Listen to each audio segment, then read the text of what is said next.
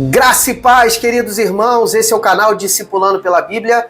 Eu sou o pastor Bruno Pinho, estou aqui com muita alegria, honra, prazer, satisfação de poder compartilhar mais uma vez uma porção da palavra de Deus ao seu coração. Esse canal aqui tem um propósito muito simples, é gerar uma cultura de leitura bíblica diária em você, na sua casa, na sua família, porque nós cremos que a palavra de Deus é poder para transformar a vida do homem, ok? Se você acha que esse conteúdo é relevante, te peço humildemente, curte, comenta, compartilha esse vídeo aí para mais pessoas e também segue o canal para você não perder nenhum conteúdo, ok? Ao final dou mais recados e vamos direto ao conteúdo de hoje, porque o conteúdo de hoje é a inauguração das reflexões do livro de Juízes. Terminamos o livro de Josué no último vídeo, agora entramos no livro de Juízes, que é um livro, queridos, assim, que tem muitas maravilhas, muitas, assim, obras do Senhor se manifestando no meio do seu povo, mas também tem muito pecado, maldição e destruição. Então nós vemos aqui, Juízes, se nós pudéssemos resumir do que se trata o livro de Juízes, seria um livro de altos e baixos, né? Israel num ponto alto e em um ponto muito baixo e escuro da sua história, ok? A gente vai ver isso ao desenrolar do livro. Então chega de introdução, vamos hoje, porque o conteúdo é muito vasto, tem muitas chaves espirituais, e especialmente no último capítulo. E vamos lá, Juízes 1, 2 e 3, vamos começar o conteúdo. O capítulo 1 começa com Israel se organizando após a morte do seu líder, Josué, ok? Então tem a morte de Josué, e ali Israel começa a se organizar como nação, tipo perguntando qual seria o próximo passo. Então eles começam a consultar o Senhor para saber quais seriam os próximos avanços que Israel teria que dar ali sobre a terra de Canaã.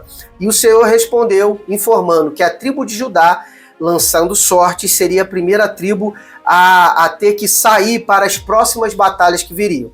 Judá então recebe essa informação, né, e obviamente vai andar debaixo de obediência, mas Judá então pede auxílio a uma outra tribo, a tribo de Simeão, que aceita de pronto a proposta, dizendo: Simeão, quando você for sorteado para avançar sobre as terras de Canaã, nós iremos também te ajudar, se você vier nos ajudar aqui primeiro.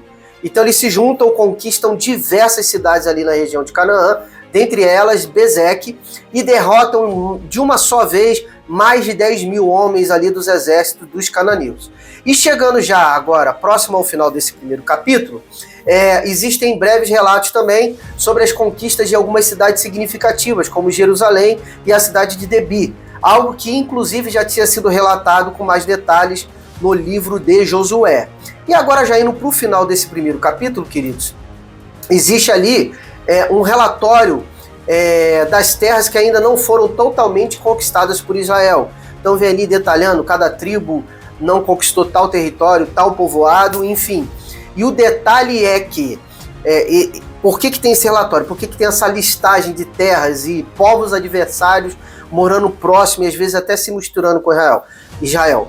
O detalhe é que a influência da cultura desses povos ao redor das tribos que não subjugaram totalmente esses adversários, a influência desses povos se tornariam mais adiante, como nós vamos ver, como embaraço para o futuro de Israel, ok? E aí, gostou desse conteúdo? Espero que venha um conteúdo mais denso ainda no capítulo 2. E esse capítulo ele começa com uma repreensão direta do Senhor a Israel. Sim, por causa de quê? Por causa da desobediência em relação à derrubada dos altares, dos ídolos dos povos de Canaã. Eles não foram totalmente destruídos, não foram totalmente derribados. E por causa dessa desobediência, o Senhor ele declara que os adversários de Israel seriam colocados como pedra de tropeço diante de Israel. No versículo 6 relatado brevemente, mais uma vez, sobre o quê? Sobre a morte do líder Josué. Fala ali brevemente, quer dizer, está pensando algo que já tinha sido dito lá no final do livro de Josué. E em sequência é informada agora um detalhe muito importante. A partir desse versículo 6 é informado que cada uma das 12 tribos de Israel finalmente se deslocam para suas devidas terras de herança, ou seja, para suas devidas porções de terra. Finalmente eles se deslocam em direção às suas terras e começam a se estabelecer sobre os seus territórios.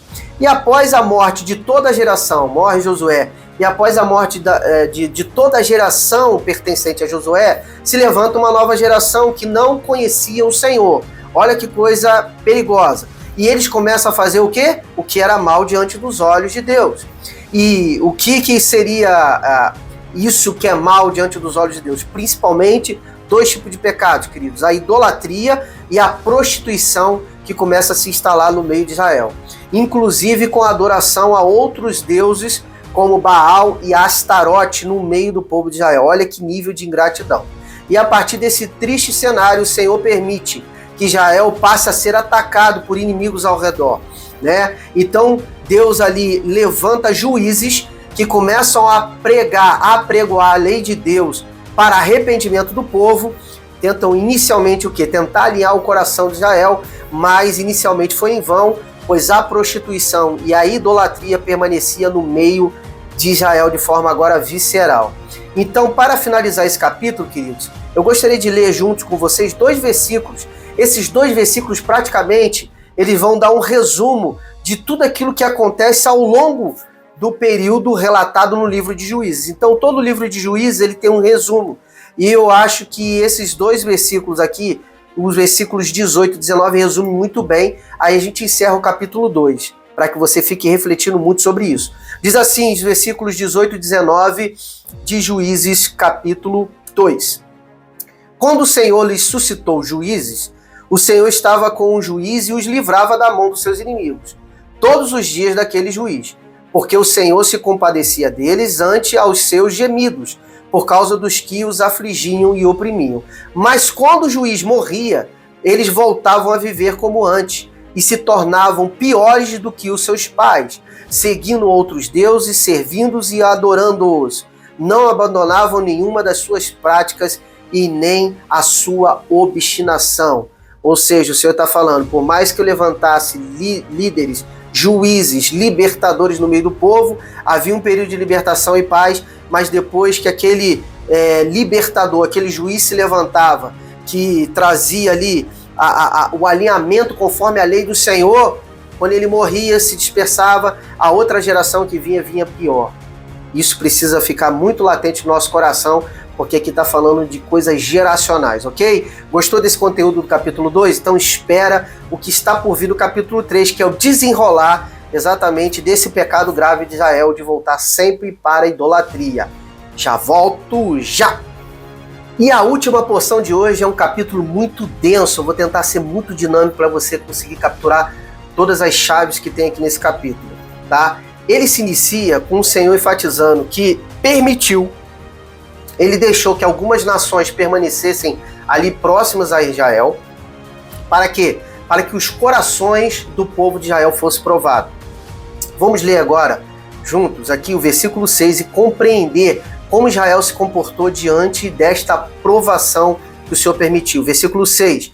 Tomaram de suas filhas, está falando das filhas dos cananeus, para si por mulheres, e deram as suas próprias aos filhos deles, e rendiam culto aos seus deuses. Ou seja, houve aqui uma mistura, uma miscelânea cultural, ou seja, a influência do outro povo, conforme a sua religião, a sua divindade, ia influenciando o coração de Israel, que era exatamente tudo aquilo que o Senhor sempre falou para que Israel tomasse cuidado, e assim Israel fez. Ou seja, houve uma corrupção, uma desobediência generalizada cometida por Israel, o que trouxe, acabou acarretando em consequências muito severas ao povo.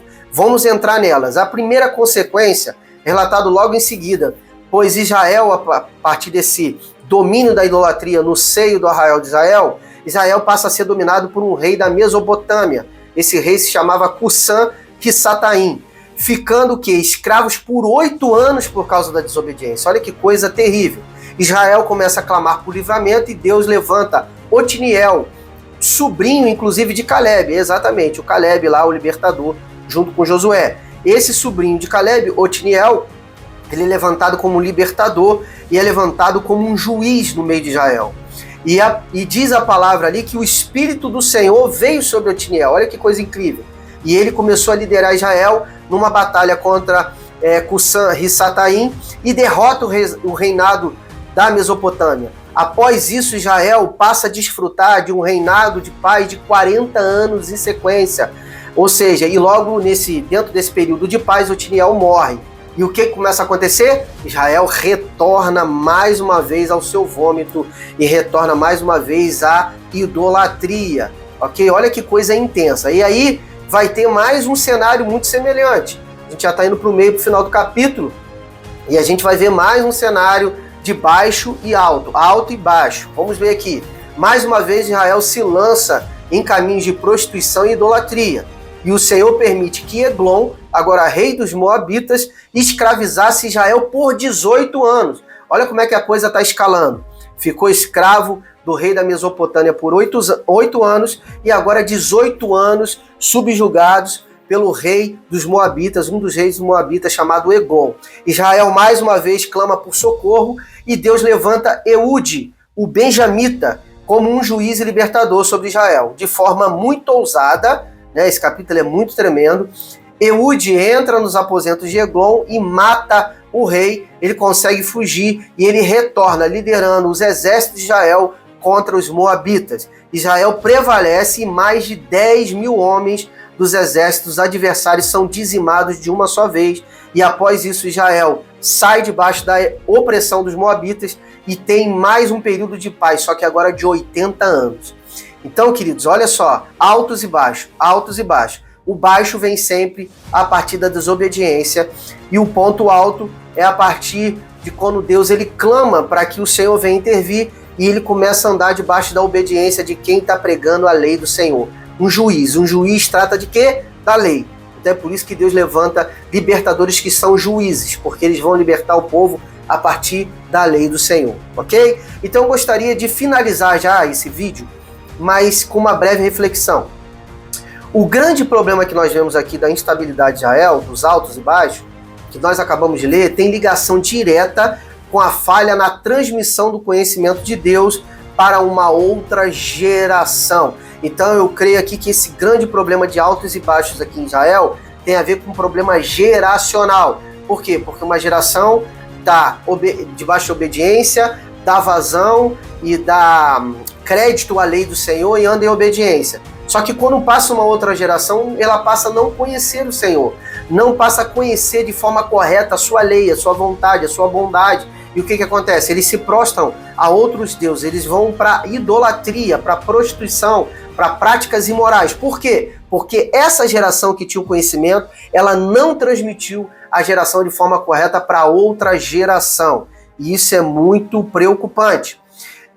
Quando uma geração santa morre, a Bíblia diz que a próxima geração que se levanta não conhece o Senhor. Aqui vemos um claro erro geracional, pois não foi gerado amor e paixão por Deus e seus filhos. A palavra de hoje, para nós, para mim, para você, é a seguinte: transmita amor e paixão por Jesus em sua família. Não abra mão de gerar uma cultura de priorizar a lei de Deus em sua casa, pois você estará livrando os seus filhos de viver tempos de escravidão. O que acontecia com aquela geração que caía na imoralidade, na prostituição e no pecado? Eles acabavam subjugados e acabavam escravos dos seus adversários. Então, se você, querido, não gerar paixão, amor pela lei de Deus, paixão por amar Jesus na sua casa, na sua família, você pode estar desfrutando hoje do amor do Senhor, mas talvez os seus filhos não vão experimentar. Essa responsabilidade é sua e é minha, ok?